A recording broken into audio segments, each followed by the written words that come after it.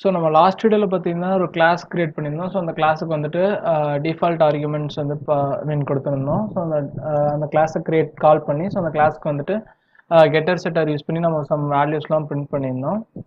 So நம்ம இந்த வீடியோவில் என்ன பார்க்க போகிறோம் அப்படின்னு கேட்டிங்கன்னா, ஸோ கன்ஸ்ட்ரக்டர் அப்படிங்கிறதான் பார்க்க போகிறோம். ஸோ கன்ஸ்ட்ரக்டர் வந்துட்டு கிளாஸ் படித்தவங்க எல்லாத்துக்குமே மோஸ்ட்லி அந்த கன்ஸ்ட்ரக்டர் அப்படிங்கிறது என்னென்னு தெரிஞ்சிருக்கும்.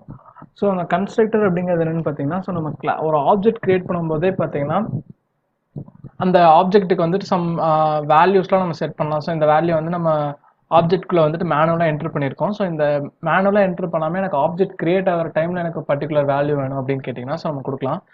ஸோ இங்கே என்ன மீனிங் கேட்டிங்கன்னா, நீங்கள் என்ன வேல்யூஸ் கொடுத்தீங்கனாலும் உங்களுக்கு அந்த RAM 24 சென்னை அப்படிங்கிறது டிஃபால்ட்டாக செட் ஆகிருக்கும். ஒரு ஆப்ஜெக்ட் கிரியேட் பண்ணும்போது நம்மளுக்கு இந்த மாதிரி கிரியேட் ஆகிருக்கும். ஸோ இப்போ எனக்கு எம்ப்ளாயி வந்து 100 எம்ப்ளாயி இருக்காங்க. ஸோ நான் 100 எம்ப்ளாய்க்கும் நேம் வந்து RAM 24 சென்னை அப்படிங்கிறது நமக்கு யூஸ் இல்லை.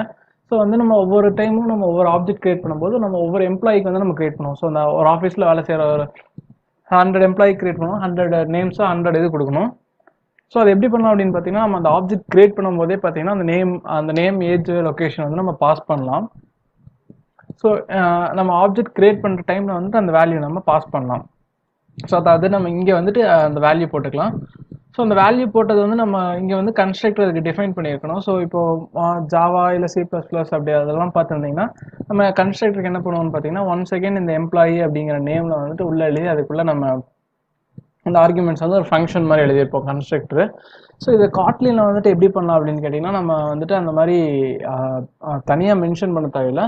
ஸோ ஜஸ்ட் நம்ம இங்கே என்ன பண்ணலாம் அப்படின்னு கேட்டிங்கன்னா, இந்த கிளாஸில் நம்ம இங்கே வேல்யூ டிக்ளேர் பண்ணும்போதே பார்த்தீங்கன்னா நம்ம அந்த நேம் எல்லாமே வாங்கிக்கலாம்.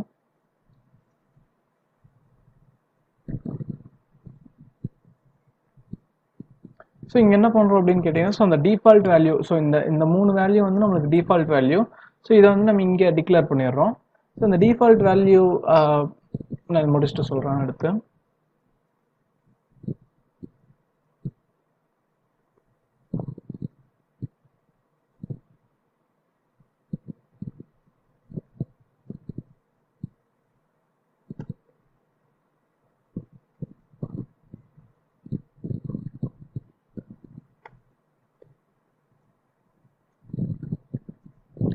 ஸோ இப்போ என்ன ஆகும்னு கேட்டிங்கன்னா, ஸோ இது வந்து டிஃபால்ட் வேல்யூ. ஸோ நம்ம கன்ஸ்ட்ரக்டரில் வந்துட்டு எந்த ஆர்குமெண்ட்டும் பாஸ் பண்ணாலும் நமக்கு டிஃபால்ட்டாக இந்த வேல்யூ எடுத்துக்கும்.